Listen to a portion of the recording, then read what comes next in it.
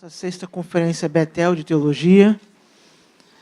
E nós, ao longo desses anos, nós temos experimentado nessa conferência Deus falando ao seu povo, nos edificando por meio da sua palavra, nos ensinando por meio daqueles que Deus tem usado como instrumentos, servos dele. Dessa vez não tem sido diferente. Está conosco desde sexta-feira o pastor Leandro Peixoto. Ele é pastor na 2ª Igreja Batista em Goiânia. Ele é de Goiás, mas passou muito tempo pastoreando também em São Paulo, em Campinas. Está de volta ao seu estado, nessa igreja onde ele tem servido. E ele tem nos abençoado aqui nesses dias. E o nosso desejo é que o nosso Deus possa usar do seu servo mais uma vez, assim como cada um de nós, para receber a sua palavra, de forma que acolhamos a palavra do Senhor, pedindo ao Senhor que pelo seu Espírito possamos aplicar para a nossa vida aquilo que vamos ouvir e ver nessa manhã também. Quem chama o pastor Leandro aqui à frente? Creio que ele vai ter a oportunidade de apresentar um pouco da família dele. Está aí a foto? Tem a foto? O pessoal aqui é fera. Está ali a foto da família. Apesar dele, uma bela família. Eu sou o pai dos 3. Aquele maior é o Samuel, com 15 anos. Parece que tem sentido algum chamado para o ministério. E meu sonho era que ele fizesse medicina e fosse minha aposentadoria, mas a Cristiane é que está ali do meu lado esquerdo. Ela é mais velha que eu, quase 3 anos, mas é uma mocinha, eu cuido bem. E a Isabela tem 13. Está lá, essa fofinha. Meu povo querido, meu povo amado. Amém. É um prazer estar aqui, meu povo, e aceito convites para voltar, tá? Sou tão bem tratado quando eu venho aqui que sempre que me convidarem eu teria um prazer. O Fábio já me deve 2 visitas, já que eu tive aqui 2 vezes, e nós vamos combinar isso em breve, tá bom? Vocês são muito carinhosos, eu louvo a Deus pela vida de vocês. Quero agradecer o Silvio, que me buscou carinhosamente lá no aeroporto. O Evandro, sempre muito carinhoso. O Daniel, cadê o Daniel? Ontem me levou na farmácia, né? Compramos lá um Alegra. Isso aí, que bênção. Deus abençoe vocês. Bom? Pastor Fábio e esposa e os filhos, né? Nem se falam. Louvo a Deus pela vida deles. Eu quero pensar com vocês sobre as bestas do Apocalipse. Abra no capítulo 13 de Apocalipse. Nós vamos ler o capítulo todo, até o verso 18. E vamos pensar sobre o que esse texto significa e quais são as lições dele para nós hoje. As bestas do Apocalipse. Deixa eu dar outra dica para vocês. Não sei, acho que foi a Sociedade Bíblica Brasileira, lançou uma nova Bíblia de Estudos, que é uma das que eu mais uso hoje em inglês, que é a Bíblia comentada da versão ESV, English Standard Version. Então, se você quer uma boa Bíblia de Estudos, invista. Para de ir no McDonald's alguns meses e compre essa Bíblia. É a nova Bíblia de Estudos, cuja tradução é a Nova Almeida Atualizada.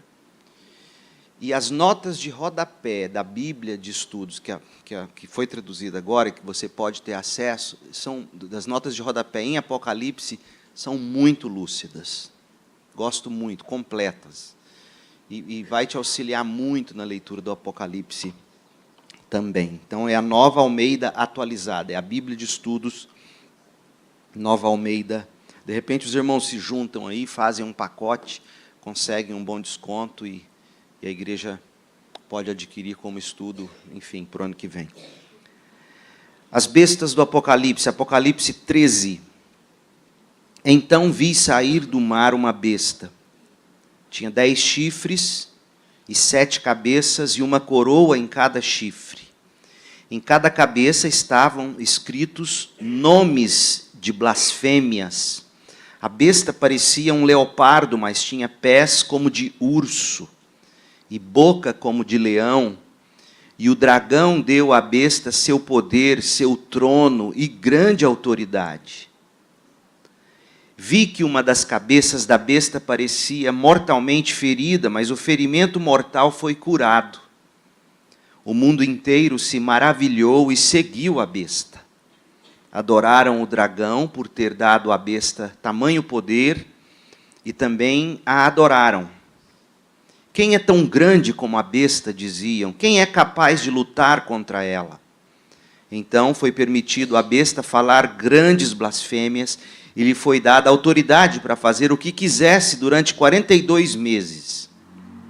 Ela blasfemou terrivelmente contra Deus, difamando seu nome, seu tabernáculo e os que habitam no céu. Foi permitido à besta guerrear contra o povo santo e vencê-lo, e ela recebeu autoridade para governar sobre toda tribo, povo, língua e nação. E todos os habitantes da terra adoraram a besta.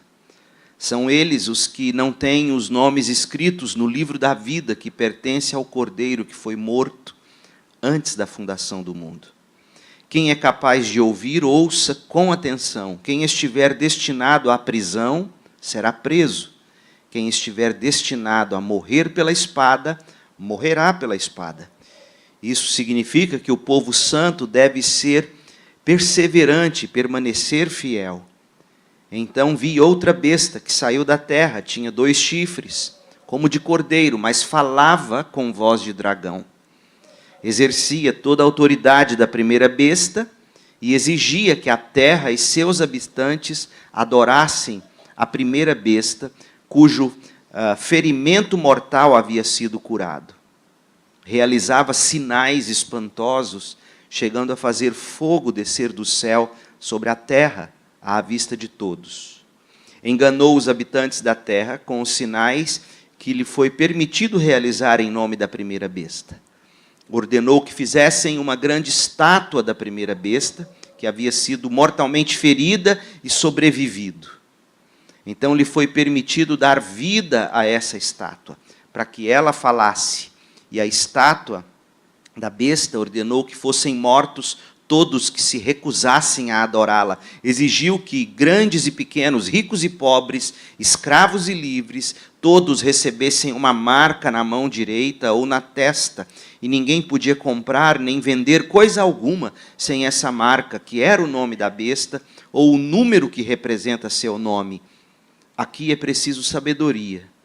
Quem tem discernimento, trate de entender o significado do número da besta, pois é número de homem. Seu número é 666. Gente, na história da humanidade, nós encontramos diversos relatos de ascensão e de queda de governos, de organizações, que sempre almejaram nada menos do que o domínio mundial, onde todo mundo acaba tendo apenas uma de 2 escolhas: ou você se submete a esse governo, ou você é destruído pelo regime. A ideologia que domina e dirige esses movimentos, essa ideologia ou essas ideologias não hesitam em prescrever torturas, assassinatos em grande escala, sem qualquer aviso ou advertência prévia. Então a gente nota na história que sempre que um regime desses parece ter sido derrotado num determinado lugar, de repente ele surge em outro. Por isso que você ouve aqui no capítulo 13, pelo menos 3 vezes, repetindo da besta que foi curada, e que reviveu, e que todos se espantaram. Então você lê isso no verso 3, você lê isso no verso 14.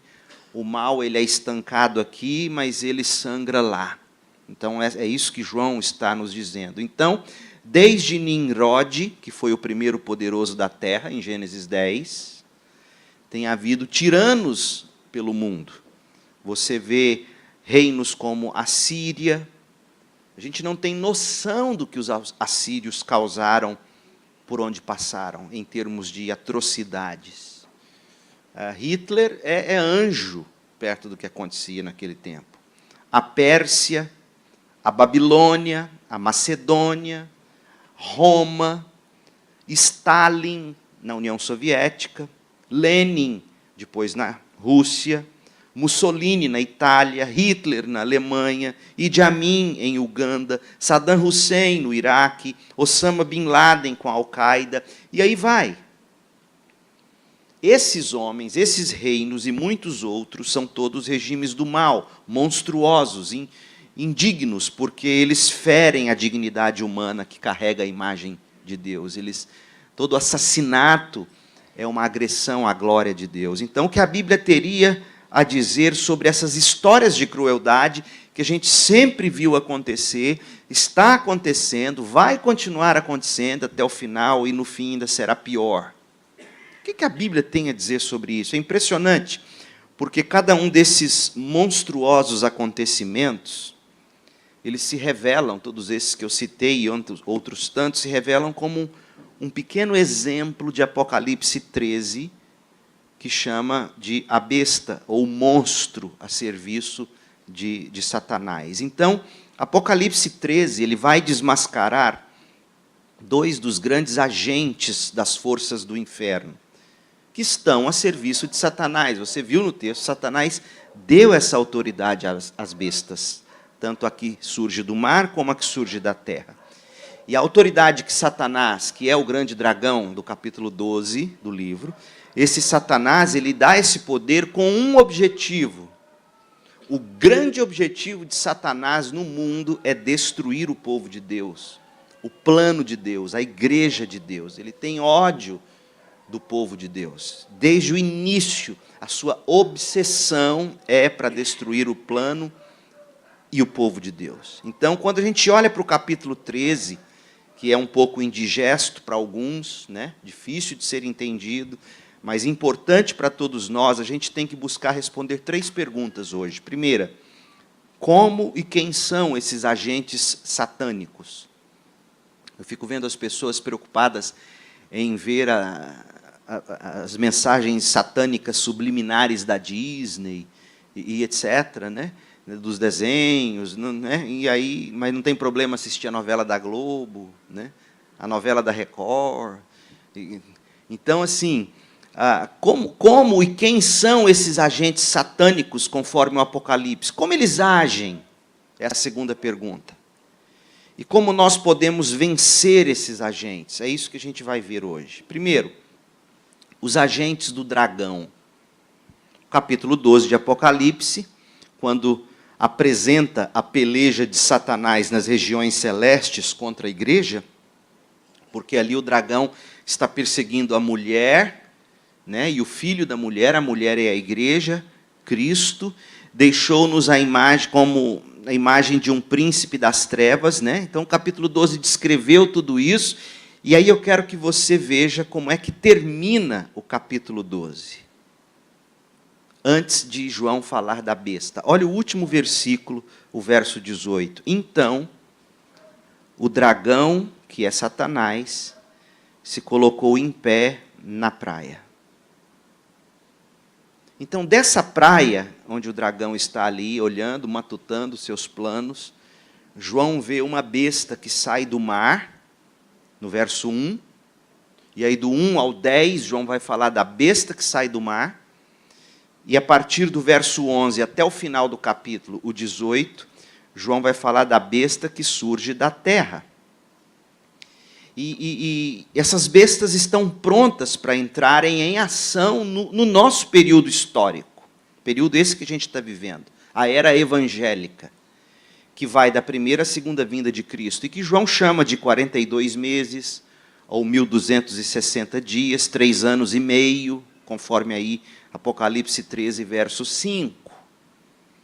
Então, o diabo tem essas 2 agências de ação. Essa besta do mar e essa besta da terra. E, além delas, o capítulo 14 revela uma terceira agência, que ajuda, que é a Babilônia, que é o outro braço de Satanás. Então, nós podemos dizer que Satanás tem 3 braços. 13, de 1 a 10, é a besta do mar, representa a perseguição aos crentes, é o anticristo, os vários anticristos que já saíram pelo mundo e o anticristo que ainda virá. Do verso 11 ao 18, a besta da terra representa a religião. Se eu fosse você, eu escreveria isso. Besta do mar, anticristo, perseguição. Besta da terra, religião, falso profeta. E eu vou mostrar por quê. E o capítulo 14, verso 8, fala da Babilônia. A prostituta representa a sedução do presente século. Não vos conformeis com este século, diz Paulo. Não vos conformeis com a Babilônia. Não é? Pedro vai falar, né, da sua irmã que vive na Babilônia, a igreja que vive nessa presente era terrível de pecado e sedução. Então, esses são os agentes do diabo. Ele age através de anticristos, de falsos profetas e da sedução do presente século. Hoje eu não terei como ver com vocês a Babilônia do capítulo 14, mas eu vou ver com vocês a besta que sai do mar e a besta que sai da terra. Vamos ver o falso profeta e vamos ver o anticristo. Então, em primeiro lugar, o anticristo, a besta que saiu do mar. Vamos ver primeiro de onde ela surge. De onde vem essa besta? Verso 1 diz que então vi sair do mar uma besta. Por que do mar?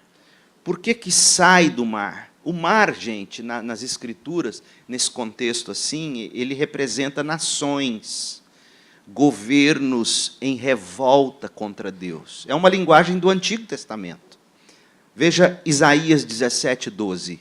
Isaías 17:12. Ouça, as tropas de muitas nações rugem como ruge o mar.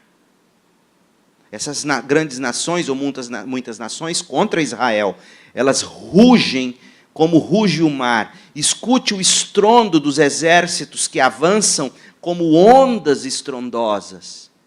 Embora rujam como a arrebentação na praia. Veja, essa é a ideia das nações que se juntam e vêm contra um povo de Deus como o som de um mar revolto, furioso. Então, essa besta surge dessa revolta das nações. Essa é a ideia de João. Isaías 57:20. Os perversos, porém, são como o mar agitado, que nunca se aquieta, e revolve lama e sujeira sem parar. Para os perversos não há paz, diz o meu Deus.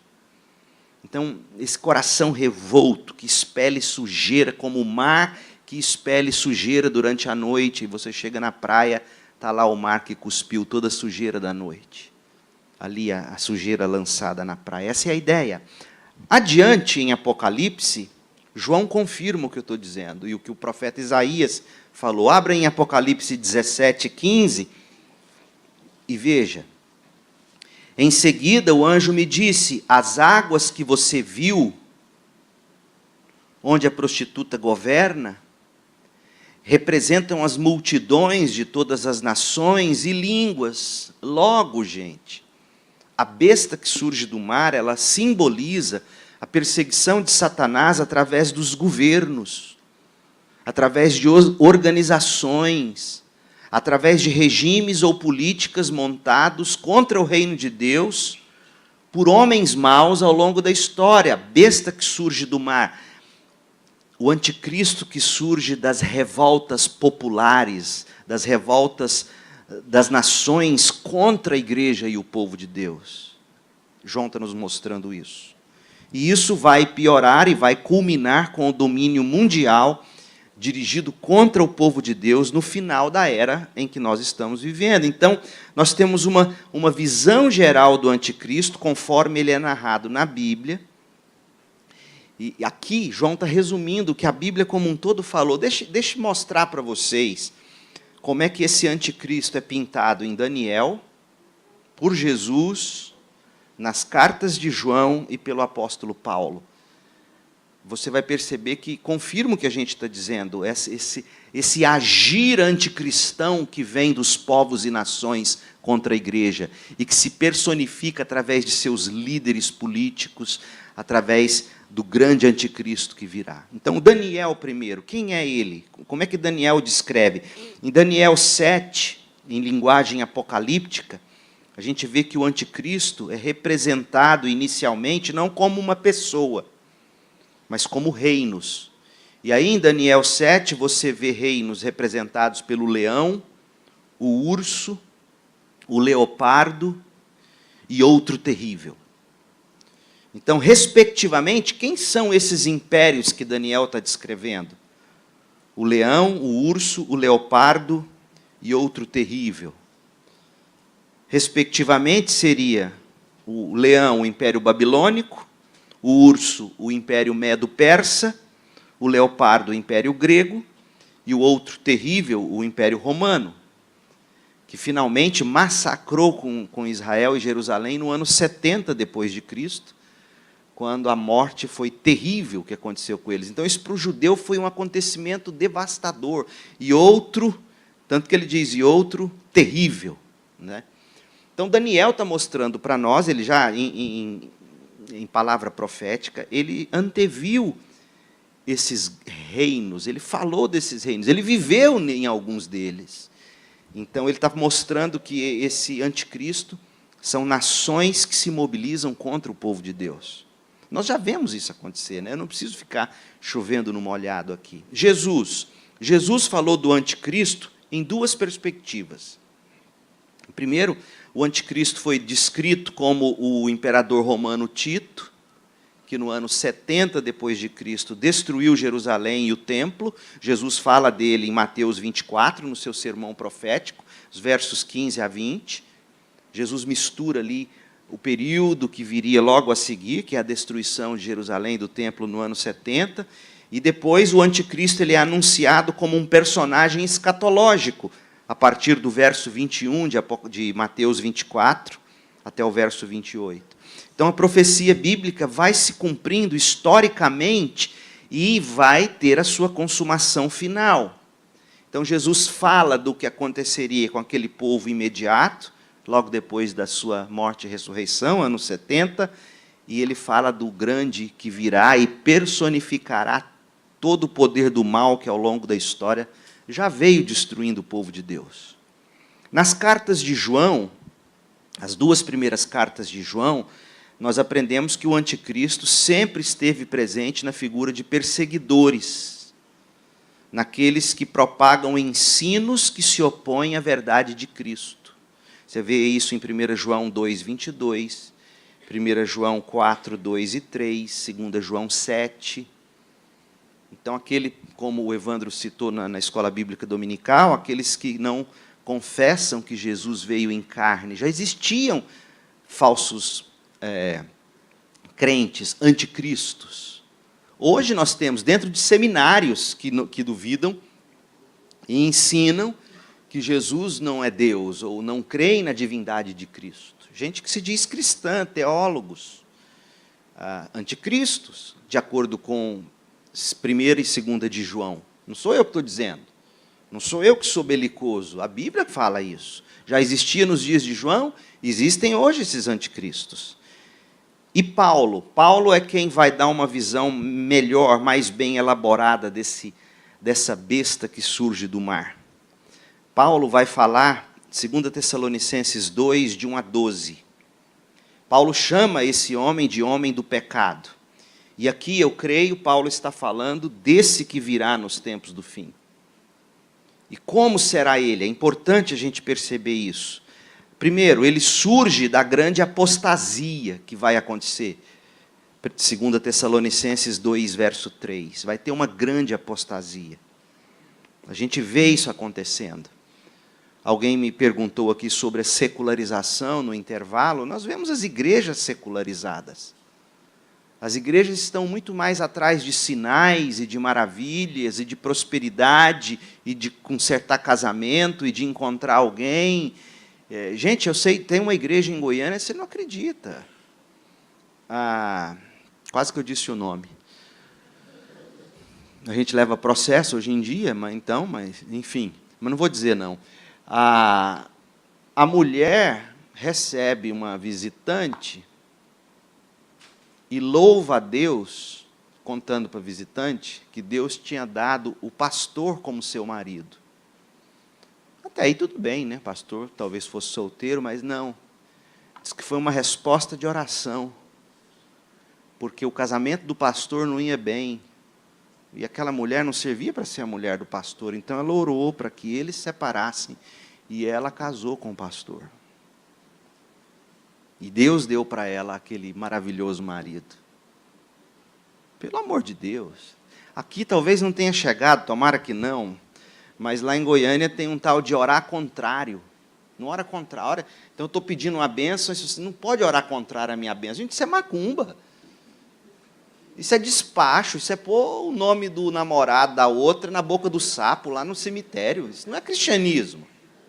É gente de igreja. É gente que está atrás de sinais, que está atrás de maravilhas. A apostasia vai acontecer dentro da igreja em gente que vai na igreja. Não se iluda. O fato de você estar vendo esse bando de, entre aspas, evangélico, não significa muita coisa, não. É aí que o anticristo pode estar armando o seu grande cenário, porque veja como a ação do anticristo parece ser uma ação igrejeira. Primeiro, vem a apostasia, e a apostasia ela vai vir através de doutrinas, de pensamentos. Ninguém apostata por apostatar. Conversa com alguém que desviou da igreja. Geralmente, a gente só pensa num apóstata como que saiu da igreja e foi para o mundão. Tá, vamos pegar esse como base. Conversa com um apóstata desse tipo. Ele tem convicções que levaram ele a sair da igreja. Ele não saiu porque, não sei, resolvi. Não, ele tem convicções, ele vai te apontar decepções que ele teve, ele vai te apontar conjecturas teológicas que ele fez, conclusões às quais ele chegou. Então você vai ver muito apóstata dentro da igreja, crendo, como Paulo vai dizer em 1 Coríntios 15, num evangelho que não é o apostólico. Já surgiram outros evangelhos, o evangelho da prosperidade, não o de Cristo. O evangelho dos sinais e maravilhas e não de Cristo. O evangelho do sucesso pregado pelos pastores coachings. Então, o que nós temos aí é isso, uma grande apostasia. Segundo, será promovida, vai haver uma pessoa, né? A visão de quem é esse anticristo é uma pessoa, verso 3, é o homem do pecado, Paulo diz, homem sem lei, na verdade essa é a ideia no grego, o homem do pecado, o homem da iniquidade, não é isso? Como é que são as versões aí, alguém que tem aberto em 2 Tessalonicenses 2? O homem da iniquidade, a ideia no grego é o homem que não tem lei, segue suas próprias leis. Então ele, na verdade, ele não tem a lei de Deus. Quando você fala que alguém vive sem lei, mentira. Vocês sabem disso, até no tráfico, vou falar baixo, né, aqui por perto, talvez, não sei. Até no tráfico, aí as milícias, todo mundo tem lei. Ninguém vive sem lei. Você pode abominar a lei do Estado, a lei de Deus, mas você tem a sua lei. Todo mundo se rege por leis. E o homem da iniquidade, o homem do pecado, vai reger pelas leis dele. Então, será uma pessoa, verso 4 de 2 Tessalonicenses 2, diz que ele será objeto de adoração, de veneração. Ele vai usar milagres, versículo 9. Veja como ele é igrejeiro. Será revelado depois que aquilo e aquele que o detém for removido, ou seja, Miguel, versos 6 e 7. Porque Miguel fala dele em Deuteronômio 10, 13, depois 10, de 20 a 21, Apocalipse 2, 7. Os anjos estão segurando isso ainda. Mas no final, o diabo será solto, o dragão vai ser solto, e por um pouco de tempo, e eles enganarão a muitos, etc, etc. Ele já engana, mas limitadamente. Eu brinquei aqui na EBD dizendo, o diabo está amarrado, mas da mesma forma que o Fernandinho Beiramar. Falei que o diabo tem iPhone, já está no iPhone 399X, o dele, é bem mais avançado. Ele tem seus canais de contato com seus demônios que agem, né? Então, esse é o anticristo. Então, resumindo quem é esse anticristo, resumindo um pouco sobre ele, Hernandes Dias Lopes diz assim, sobre essa besta que sai do mar. As águas do mar são multidões, as nações e os povos na sua turbulência político-social. Então esse é o anticristo. As águas são símbolo das nações não regeneradas em agitação. Antes do levantamento do anticristo, o mundo estará em desespero, num beco sem saída, e ele emerge desse caos. O pequeno chifre de Daniel, o homem de desolação citado por Jesus, o homem do pecado citado por Paulo, o anticristo citado por João e a besta que emerge do mar são as mesmas pessoas, ou a mesma pessoa. Esse personagem encarnou-se na figura dos imperadores e também em outros reis e reinos despóticos, mas se apresentará no fim como o anticristo escatológico. Ele, com seu grande poder, vai seduzir as pessoas e conquistar as nações. Não se iluda, já existem anticristos por aí, prefigurando a encarnação de todo o poder do mal. Quem assistiu a série O Senhor dos Anéis, viu, ou leu, viu aquele desejo de se unir todas as forças de um homem só. Esse é o anticristo, né? O perfil dele, volte-se agora para Apocalipse 13 de novo, e vamos ver como é que essa besta que emerge do mar. A gente viu que o princípio dela, ela vem do mar, vem da revolta das nações, vem da revolta dos homens que não querem Deus, que se rebelam contra a lei de Deus, etc. Mas essa besta, note aqui nos versos 1 e 2, ela é de uma composição medonha, não dá nem para desenhar ela. Queria que o Enzo desenhasse ela, não dá. Olha que loucura quem é essa besta. Verso 1, então vi sair do mar uma besta, tinha 10 chifres e 7 cabeças. Veja, começa a descrever chifre, não a cabeça. Geralmente você diria o quê? Cabeça. Né, se são 7 cabeças, melhor seria se fosse 14 chifres, né, 2 em cada, ou sei lá, ou 7, 1 em cada. Mas não, são 10 chifres para 7 cabeças, uma coroa em cada chifre e não na cabeça. Percebe? Como é que é muito mais assim, vamos discernir o que está sendo descrito, do que tentar personificar isso literalmente, né? E em cada cabeça estavam escritos, cabe tanta coisa nessa cabeça, chifre com coroa, e escrito que jeito? Numa placa? Escrito como tatuagem? Como é que era isso? Em cada cabeça estavam escritos nomes de blasfêmias. A besta parecia um leopardo, mas tinha pés como de urso e boca como de leão, e o dragão deu à besta seu poder, seu trono. O dragão deu à besta. Tem alguém por trás do anticristo. Quem está por trás do anticristo? Satanás. Ele é uma marionete. Ele é o mestre dos bonecos. Quem lembra do Metallica, The Master of Puppets, né? O CD deles. Ele é um mestre. Eu já fui roqueiro, eu não contei isso para vocês não, mas esse é outro sermão. Então, as marionetes, uma das marionetes de Satanás, quem é? É o anticristo. Agora veja, vamos tentar discernir um pouquinho esses símbolos, que não são novos, são todos símbolos tirados dos profetas do Antigo Testamento. João não está inventando nenhum sinal novo aqui. As 7 cabeças revelam que a besta assume diferentes formas ao longo da história. Cabeça, governo. 7. São 7 ao longo da história. Diferentes reinos, diferentes governos. Por que o número 7? De novo, a ideia de totalidade, a história toda. Essa é a ideia. Né? Então, você vê, por exemplo, os poderosos. Você pode ler alguma coisa em Jeremias 51, 25, Isaías 2, 2, Abacuque 3, 6, e por aí vai. E a partir desses reinos, é interessante, porque cada um dos agentes de Satanás, tanto a besta do mar, como a besta da terra e a prostituta, que é a Babilônia, eles agem interconectadamente. Eles estão juntos. Tanto que quando você lê em Apocalipse 17, vê lá, 17, de 7 a 9, você descobre o seguinte: a grande prostituta se utiliza do anticristo. Veja, capítulo 17, 7 a 9. Por que você está tão espantado? O anjo perguntou a João.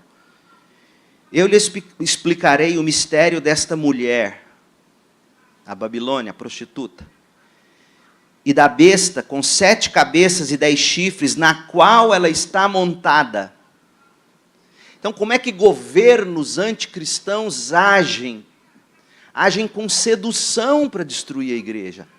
A Babilônia monta no cangote da besta do mar. A besta que você viu esteve viva, mas agora não está mais. No entanto, em breve ela subirá do abismo. Então, olha, reinos caem, reinos se levantam, e a besta continua lá, o anticristo continua lá, e sobre ele a sedução da Babilônia. Reinos que se levantam sedutoramente. Percebe? Não é assim que funciona, gente. Agora, não imagine sedução apenas em termos de pornografia, não. Sedução em termos de material, de materialismo, de... É impressionante como nós estamos vivendo uma época onde é tudo relacionado a comer bem, beber bem, transar bem. São os prazeres, as delícias dessa vida deturpadamente. Coisas que Deus criou para serem boas mesmo. A boa comida, a boa bebida, o seu bom relacionamento, inclusive sexual, com sua mulher da sua aliança, o homem da sua aliança. E aí vem Satanás e deturpa isso, virou religião, gente. Comer e beber virou religião. São os templos da grande culinária. Masterchef é a igreja. Tem seus sacerdotes. Observa, não é à toa que aquele teólogo famoso, Henrique Iglesias, teólogo famoso, ele tem um hino maravilhoso, diz que a namorada dele, o beijo dele com ela, o sexo com ela, olha o que ele diz, uma experiência religiosa. Vou traduzir, falei em línguas. Uma experiência religiosa. O sexo com a namorada é uma experiência... Namorada não, sei lá, mulher dele. É uma experiência religiosa. Assista ao filme do U2, os shows do U2, da banda. Eu assisti um recentemente, de ponta a ponta. É culto, do começo ao fim. O Bono canta, o Bono prega, o Bono faz apelo. Vi até uma postagem do último show que eles fizeram em São Paulo, e minha banda, a propósito, fazia cover do Bono, do U2. Eu era o Bono, imagina.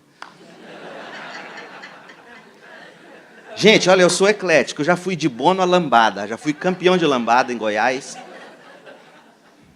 Leandro e Leonardo, vocês veem, eu sou a besta que surge do mar.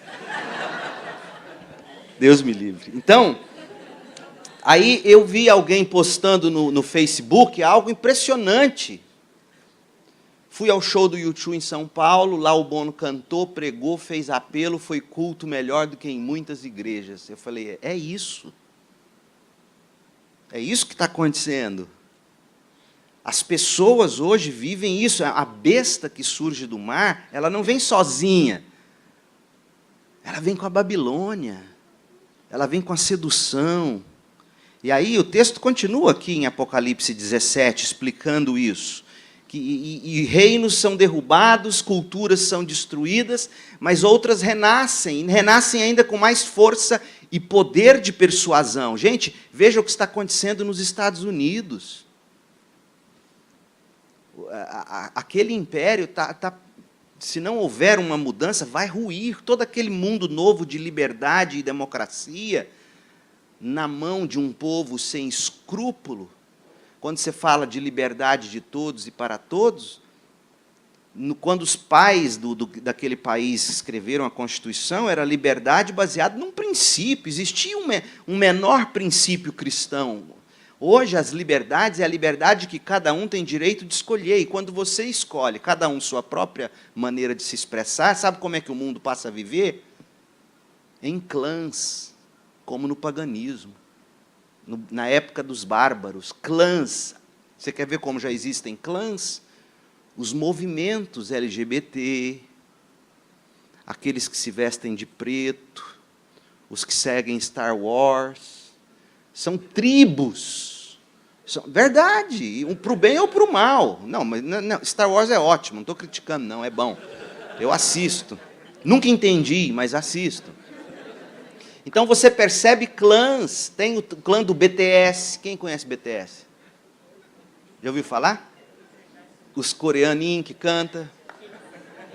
Tive que levar minha filha no BTS, ver aqueles coreanos cantando aqueles negócios.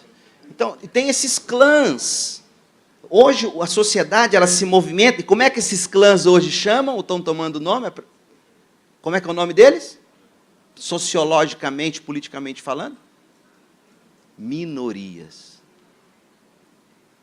E aí começa, não que minorias não tenham que ter direitos, existe, eu sei, a mulher teve que conquistar seu espaço na sociedade, eu reconheço, eu sei disso. Negros, no caso dos Estados Unidos, não só negros, asiáticos, e as pessoas ignoram a minoria asiática, que também teve seu elemento de escravidão, de alguma forma, lá naquele país. Leiam os bons sociólogos, você vai descobrir isso. Então, você vê que o mundo hoje é assim, um mundo onde cada um acha que pode fazer o que dá na cabeça, precisa de mais gente para fazer eco com ele. E aí você se une ao seu clã. E, de repente, você caiu de novo na era dos bárbaros, onde vencerão os que tiverem o braço mais grosso, as armas mais fortes. Esse é o mundo está caminhando para isso. E aí vem o anticristo, que vai ser aquele que vai ser capaz de unir todas essas barbaridades e falar, esse é o cara. Todos vão encontrar nele algum tipo de projeção de sua maldade e malignidade e vão segui-lo. Então, ele nunca vem sozinho. Os 10 chifres da besta recebem 10 coroas. Chifres coroados simbolizam o poder e a crueldade do Satanás, do dragão que enviou a besta. Então, o que é celebrado nessa besta com chifres que tem coroas é o poder. É isso que João está querendo mostrar. Quando ele diz que a besta traz em cada cabeça um nome de blasfêmia, verso 1 do capítulo 13, João revela que os governos, as organizações, os regimes mundanos, eles blasfemam de Deus e demandam para si mesmos títulos divinos.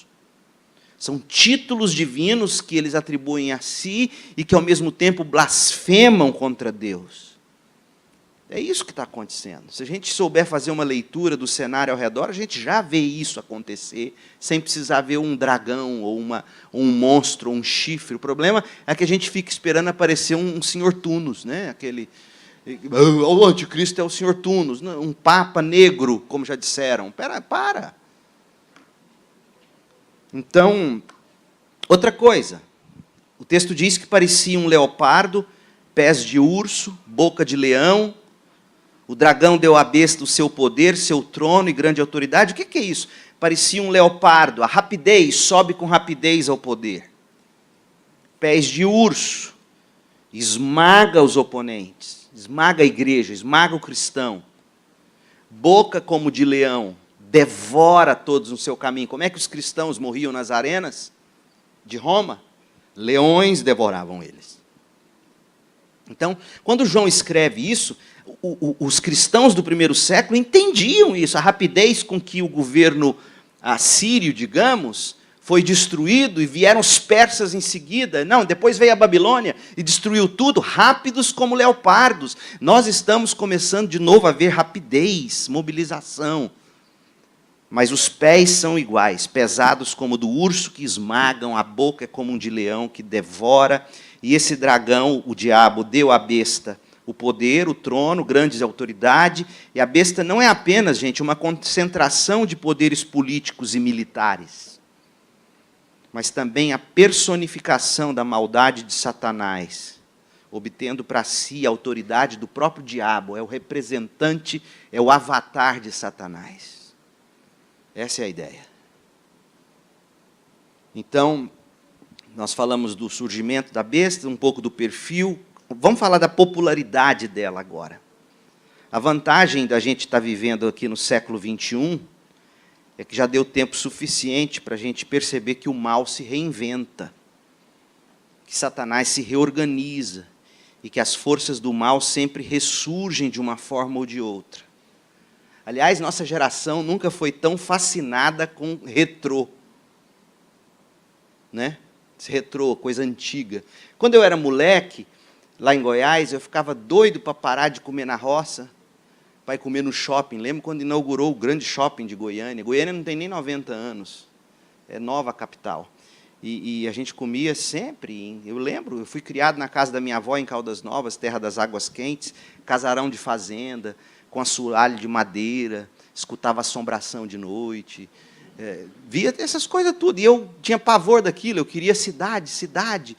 E aí, quando ia num shopping, eu ficava maravilhado. Aí eu fui para São Paulo, a moda, no domingo, depois do culto, era almoçar no feijão com tranqueira. Lá numa roça, lá no meio chão, você pisava na terra, aí o povo vai, é sofisticado, é retrô, é antigo. Aí você bebe o cafezinho naquela xícara esmaltada. Aqui no Rio tem isso? Aquela xicrinha esmaltada da fazenda, queima a boca, aquele negócio, não sei para que aquilo. Então veja que a gente gosta da reinvenção. E esse anticristo, ele vai se reinventando, ele é destruído aqui nessa cultura, a gente elimina essa civilização ou esse império, mas ele vem de novo. Olha o texto diz aqui, verso 3. Vi que uma das cabeças da besta parecia mortalmente ferida. Mas o ferimento foi mortal, o ferimento mortal foi curado. E o mundo inteiro se maravilhou e seguiu a besta. Veja que a cada reinvenção ou ressurgimento do anticristo, ou de um anticristo até que venha o anticristo, vai gerando mais encantamento no mundo sem Cristo. Então, sempre que a besta, sempre que o anticristo reaparece, ele encanta e arrebata seguidores. Verso 4, adorarão o dragão por ter dado à besta tamanho poder. Uma ex-ovelha minha me ligou essa semana, eu estava aqui, atendi no hotel a ligação, no celular. Eu tinha batizado e ela foi abandonada pelo marido lá, pelo homem com quem agora ela tinha, infelizmente, começado a viver. E ela me disse com todas as letras, essa pessoa, ela disse assim, eu vou abandonar tudo que eu aprendi, me perdoe, pastor. E eu vou levar o nome lá, e falou o nome da macumba e do despacho, porque ele tem poder para me dar de volta. Então, assim, esse é o extremo do tipo de coisa. Por quê? Porque você vai até o sacerdote, que tem que ser venerado, não pelo que ele é, mas porque tem alguém por trás dele que dá o poder. Aí você começa a ver Star Wars, né? Então, é isso, o dragão ele é adorado através dos adoradores dos anticristos, né? E aí cânticos e veneração, etc. Então, o propósito da besta, a besta do mar, é a mão de Satanás contra o povo de Deus, na tentativa de destruir a obra de Deus nos 4 cantos da terra. Olha o verso 5. Então foi permitido à besta falar grandes blasfêmias, e lhe foi dada autoridade para fazer o que quisesse durante esse período da história da igreja, 42 anos, 3 anos e meio, 1.260 dias, etc. É tudo o mesmo período, e eu disse na EBD, por que é esse número? Por que é 3 anos e meio? Por que é 42 meses? Por que esse número simbólico foi escolhido? Por causa de Elias, o tempo em que ficou sem chover e etc. Então é uma alusão ao período de Jezabel, que fez muito mal para Israel. Então, ela blasfemou terrivelmente contra Deus, difamando seu nome, seu tabernáculo, e os que habitam no céu. Foi permitido à besta guerrear contra o povo santo, vencê-lo, e ela recebeu autoridade para governar sobre toda tribo, povo, língua e nação. Ela quer governar onde o reino de Deus deve chegar, não é assim? A Bíblia não diz aqui no Apocalipse que todo povo, toda tribo, toda língua, toda nação confessará ao Senhor? Mas o anticristo tem esse objetivo. Não se iluda, o anticristo não quer simplesmente trabalhar na economia do mundial, etc. Não, o objetivo dele é destruir a igreja e reinar no lugar de Deus. Ele quer a adoração. Essa é a besta do mar. Agora a besta que surge da terra, do verso 11 ao 18, que é a segunda parte do capítulo 13. Fala da besta que surgiu da terra, aqui no capítulo 13. Né? A primeira besta sai do mar, fala da revolta dos homens, é o anticristo. Agora a segunda besta sai da terra. Por que da terra? Vamos pensar sobre isso. Se a besta do mar é a mão do dragão agindo, a besta da terra é a mente dele. É a mente do diabo. A besta do mar age pela sabedoria da besta da terra. A Bíblia, gente, sim, por que da terra? A Bíblia sempre deixou clara que existe uma sabedoria que vem do céu e uma sabedoria terrena. E o diabo sempre agiu através da sabedoria terrena. Olha o que Tiago diz, Tiago 3,13. Se vocês são sábios e inteligentes, demonstrem isso vivendo honradamente, realizando boas obras com a humildade que vem da sabedoria. Veja que sabedoria produz humildade. Tudo que o anticristo não é, tudo que os falsos profetas não são. Falsos profetas não são humildes. Falsos profetas espumam a boca e chamam os outros de esquerdopata. Grita, xinga, cuspe em nome de Cristo. Você não vê Jesus agindo assim. Eu fico, sim, me perdoem, revoltado com o que eu tenho visto. Não tenho a menor humildade. Sabe com quem você está falando? E esbraveja. Isso não é sabedoria que vem do céu. A sabedoria produz humildade. Fuja de sábios que não são humildes. Mas se em seu coração há inveja amarga e ambição egoísta, não encubram a verdade com vanglórias e mentiras. Ah, como a gente enxerga os falsos profetas. Porque essas coisas não são a espécie de sabedoria que vem do alto, do céu. Antes, são terrenas, vêm da terra, mundanas, demoníacas. Pois onde há inveja e ambição egoísta, também há confusão e males de todo tipo. Mas a sabedoria que vem do alto é, antes de tudo, pura, pacífica, amável, disposta a ceder aos outros. É isso que você vê nos profetas que estão na mídia? Mas a sabedoria que vem do alto é, antes de tudo, pura, também pacífica, sempre amável, disposta a ceder a outros, é cheia de misericórdia. É isso que você vê, meu irmão.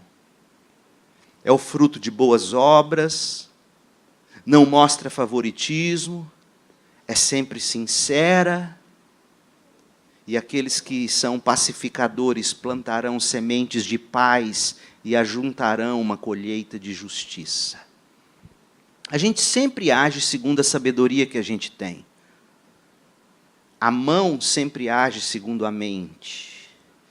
E se a sabedoria que nós temos vem do céu, nós vamos agir como crentes. Se a sabedoria vem da terra, nós vamos agir como terráqueos, terrenos, normais, naturais, carnais.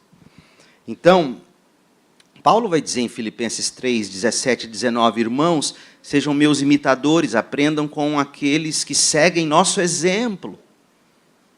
Paulo já estava dizendo, olha, siga o nosso exemplo, já existem falsos profetas aí, a besta que surge da terra, já existem falsos profetas aí, cujo exemplo não pode ser imitado.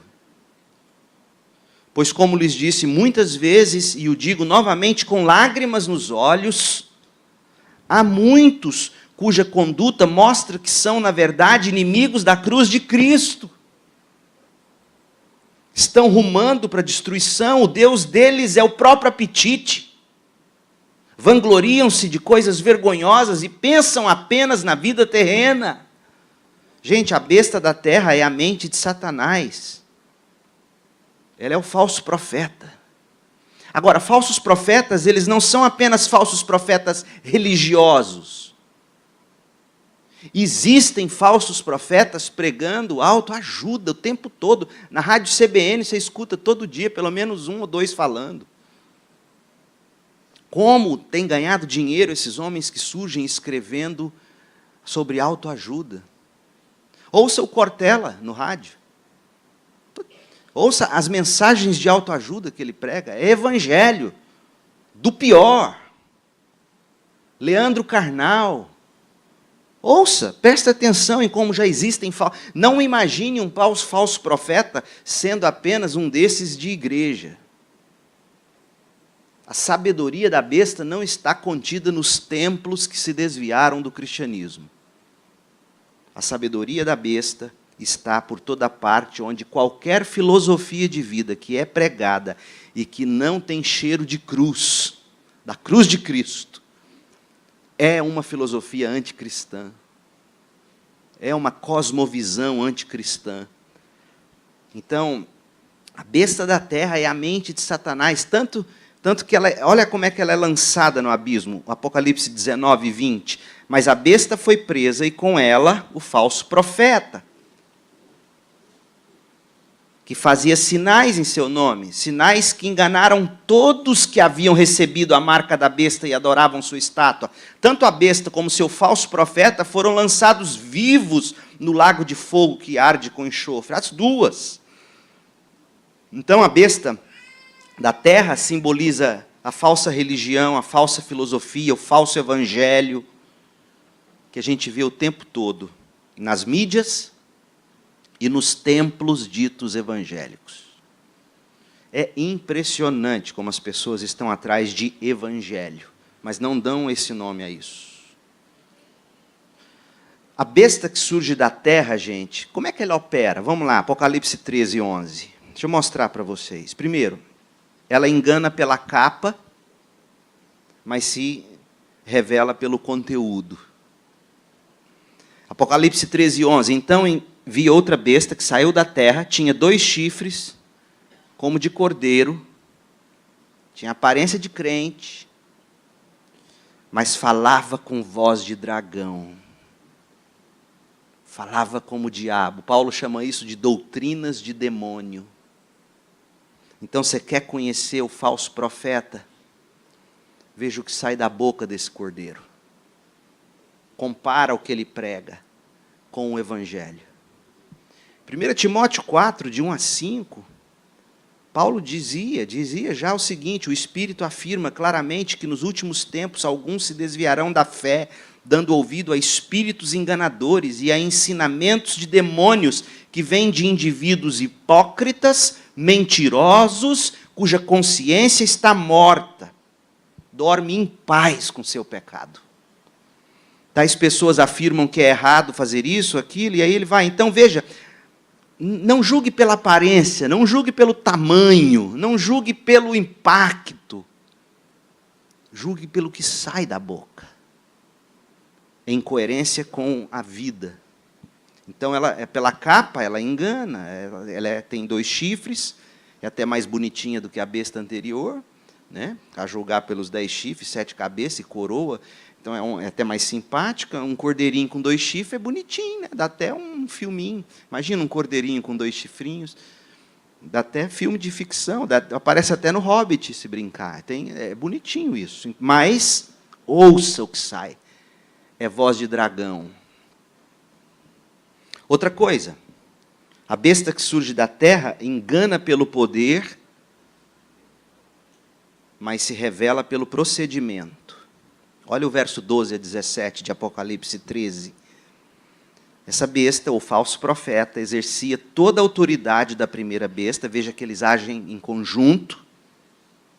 Você observa os reinos déspotas da história, todos eles fizeram questão de abraçar religiões ou religião. Até Constantino cooptou com o cristianismo.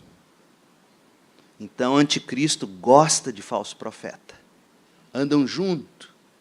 e no cangote dele está a Babilônia, a sedução. Então exercia toda a autoridade da primeira besta e exigia que a terra e seus habitantes adorassem a primeira besta. Está vendo César aqui? O anticristo César, com seus sacerdotes dizendo: Heil César, Heil Hitler. É sempre assim. Heil Hugo Chávez. Não é assim? Os anticristos usam todo o seu mecanismo para si. Então, veja que tanto a Babilônia como o falso profeta trabalham para o anticristo, que tem o poder do diabo. É isso que nós estamos vendo. Realizava sinais espantosos, chegando a fazer fogo descer do céu sobre a terra, à vista de todos. É impressionante como o povo de Deus ainda não aprendeu que sinais e maravilhas, curas até, não são necessariamente sinal da aprovação de Deus. É impressionante. E é aí que o anticristo vai entrar. Então, se houve milagre, ninguém questiona o que está acontecendo. Aí ele continua. Realizava sinais espantosos, fazia descer fogo, enganou os habitantes da terra com os sinais que lhe foi permitido realizar em nome da primeira besta. Ordenou que fizesse uma estátua da primeira besta, que havia sido mortalmente ferido e sobrevivido. Então lhe foi permitido dar vida a esta estátua, para que ela falasse, e a estátua da besta ordenou que fossem mortos todos, que se recusassem a adorá-la. Exigiu que grandes e pequenos, ricos e pobres, escravos e livres, todos recebessem uma marca na mão direita ou na testa, e ninguém podia comprar ou vender coisa alguma sem essa marca, que era nome da besta, ou o número que representa seu nome. E nós falamos hoje na IBD que essa marca da besta não é algo literal. Então, todos que não pensarem como ela, testa, e todos que não agirem como ela, sofrerão. Então, essa é a ideia. E aí eu quero concluir falando o seguinte: como é que se vence essas bestas? Como é que se vence o anticristo? Como é que se vence o falso profeta? Em primeiro lugar, João nos dá algumas dicas aqui no capítulo. Em primeiro lugar, você tem que nutrir seu coração com a maravilha que é saber que o nosso nome, os que são e estão em Cristo, tem seu nome escrito no livro da vida. A vida não é isso aqui. A vida não são as coisas boas que Deus mesmo nos dá aqui. A vida é isso aqui, verso 8, capítulo 13. E todos os habitantes da terra adoraram a besta. São eles quem? Os que não têm os nomes escritos no livro da vida, que pertence ao Cordeiro, que foi morto antes da criação do mundo. Paulo mesmo nos receita isso em uma de suas epístolas, quando ele nos diz para nós nos alegrarmos com o fato de sermos eleitos de Deus. A nossa eleição em Cristo é fonte de conforto, é fonte de poder. Eu sou de Cristo, eu sou de Jesus, aleluia. Canta o velho hino. Não é assim? Então, a primeira coisa que a gente tem que aprender é isso: eu sou de Cristo, eu sou nascido de Deus. E João vai dizer em 1 de João, todo aquele que é nascido de Deus vence esse mundo. E a gente vence esse mundo pela fé, crendo nas promessas de Deus, crendo na graça futura de Deus. Então, como é que você vai vencer a sedução da Babilônia, as ilusões dos ensinos do falso profeta, os sinais sedutores dele? Como que você vai resistir e não vai se curvar ao anticristo? Como? Pregando para a sua alma o evangelho de novo e de novo. Seu nome está no livro da vida. Segundo, declarando diante de todos os poderes do mal que Jesus é o Senhor. Versos 9 e 10. Quem é capaz de ouvir, ouça com atenção. Quem estiver destinado à prisão será preso. Quero ver como é que esses pregadores por aí pregam isso aqui. Por isso que tem essas escatologias malucas, porque eles dão um jeito de fazer isso aqui. Ah, não, isso não é para nós, não. Nós já vamos ter sido arrebatados. Quem estiver destinado à prisão será preso. Quem estiver destinado a morrer pela espada, morrerá pela espada. O Evangelho nunca prometeu uma vida de cura sempre. Uns vão morrer. E vão morrer feio, vão morrer sofrendo. Isso significa que o povo santo deve ser perseverante, permanecer fiel. Olha a mensagem. A mensagem não é o inverso. Como é que a gente vai perseverar? João está ensinando como é que a gente persevera. A gente persevera encarando a realidade de Deus como ela é. Alguns vão sofrer, e vão sofrer feio. Portanto, cinjam-se com toda a armadura de Deus, Paulo vai dizer, para vocês poderem resistir no dia mau. Vocês vão sofrer. Então a perseverança nasce da convicção de que o crente também sofre. Mas sofre porque Deus o sustenta, e por isso ele não blasfema. Eu enterrei, fiz o velório de uma ovelha que recém-chegada à nossa igreja, morreu, foi diagnosticado com câncer, morreu em 10 dias. E a mulher jovem dele, assim, casados, era uma jovem senhora, aí conversando com ela ao lado do caixão, falei, como é que foi, como é que o Luizão estava? Sabe o que ela me disse? Eu falei, gente, essa mulher entende o evangelho mais do que ela imagina. Falei, pastor, eu louvo a Deus, sabe por quê? O Luizão morreu sem blasfemar. Eu falei, oh meu Deus. Não se queixou, não blasfemou, não questionou Deus. Eu falei, é assim que se morre em Cristo. Lucas 12, de 4 a 9. Meus amigos, não tenham medo daqueles que matam o corpo. Depois disso, nada mais podem lhes fazer. Eu lhes direi a quem devem temer. Temam a Deus, que tem o poder de matar e lançar no inferno. Sim, a Deus vocês devem temer. Qual é o preço de 5 pardais? 2 moedas de cobre? No entanto, Deus não se esquece de nenhum deles. Até os cabelos de sua cabeça estão contados, portanto não temam, vocês são muito mais valiosos que um bando inteiro de pardais.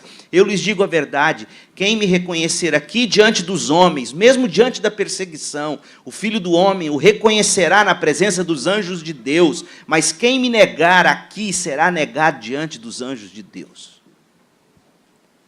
Então é isso, nós temos que nos lembrar constantemente, somos eleitos de Deus, não temer a perseguição, buscar em Cristo conforto, e a última coisa, buscar sabedoria para viver. E o texto termina em Apocalipse 3,18, dizendo que sim, aqui é preciso sabedoria. Quem tem discernimento, trate de entender o significado do número da besta, pois é número de homem, 666. O que é isso? Por que 666? O homem foi criado no 6º dia. Não foi no 7º, no 6º. Então, 6 nunca vai ser 7. 6 é 6, 7 é perfeição, 6 não. E é 6 por 3 vezes, essa é a ideia. Então, é fracasso sobre fracasso sobre fracasso. É o número de homem. A besta se gloria na glória dos homens. Então, João falou da glória dos homens, a glória dos homens que impedem os homens de se render a Cristo. Eu não vou ler pelo tempo, mas leia João 5, de 41 a 44. Quem não se rende a Cristo, não se rende porque teme perder a glória dos homens. Esses têm o número da besta. É glória de homens, é sabedoria de homens, é o elogio dos homens, é o temor de homens. João falou disso várias vezes no evangelho dele, o mesmo João que fala aqui disso. Gente, temor de homens é uma das coisas, se não a principal causa de muitos não se renderem a Cristo. Olha para os seus filhos, os meus, desde pequenininhos, o temor que eles têm de homens. Das críticas que vão receber, do tênis que não é o que eles acham que deveria ter, a calça, a marca, o celular, como eles querem se vestir e aparecer, eles querem ser aceitos, reconhecidos. Então, nesse desejo de ser reconhecido pelos homens, de ter a glória dos homens, as pessoas preferem ter a marca da besta do que a marca de Cristo. A sabedoria dos homens. Então, é mais ou menos isso. Eu termino dizendo que se nós quisermos vencer esses arsenais, essas munições de Satanás, a gente tem que se agarrar às misericórdias de Deus em Cristo e buscar vida no Senhor Jesus. Não devemos temer somente a Deus. A glória que devemos buscar é a glória de Deus na face de Cristo, e não a nossa, muito menos a dos homens. Mesmo que nos custe caro. Lembrando que por mais que soframos aqui, e vamos sofrer, alguns passarão pela espada, há uma morada no céu nos aguardando. Que Deus nos abençoe com graça e nos ajude a ser fiéis, mesmo diante da morte, certos de que receberemos a coroa da vida. Vamos orar. Ó Pai, em nome de Jesus, eu preciso de graça para viver tudo isso. Nós precisamos. Abra os nossos olhos. Abra os nossos ouvidos. Seduza-nos com a beleza do Cordeiro. Seduza-nos com a beleza do Evangelho, de forma que os encantamentos, a sedução da Babilônia, a sabedoria do falso profeta, a intimidação do anticristo, de forma que isso não nos impeça de correr a corrida que está proposta a cada um de nós. Ó Deus, faça-nos perseverar para a salvação. Ó Deus, o Senhor nos disse, a Tua palavra revela, que todo aquele que crê recebe do Senhor o poder de ser feito filho de Deus, poder para vencer o mundo, a carne e o diabo. Nós precisamos disso. A nossa fé é que vence o mundo, fé nas promessas do Senhor. Portanto, encanta sempre de novo o nosso coração com as promessas do Evangelho, com as promessas da Escritura, de forma que as promessas da Escritura sejam mais encantadoras do que as promessas do pecado, as promessas deste mundo, as promessas dos falsos evangelhos. Ó Deus, como nós precisamos do Senhor. Oramos em nome de Jesus.